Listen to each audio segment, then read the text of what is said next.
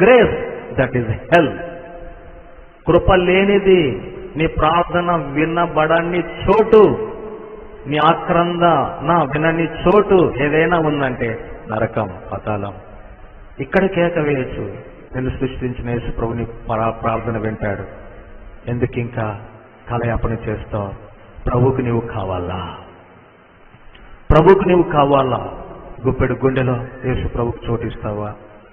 ప్రభు, నేను పాపినని ఒక చిన్న ప్రార్థన చేస్తే sir, 1 prayer leads to salvation. ఒక్క ప్రార్థన నేను రక్షణలోనికి తీసుకుని వెళ్తుంది.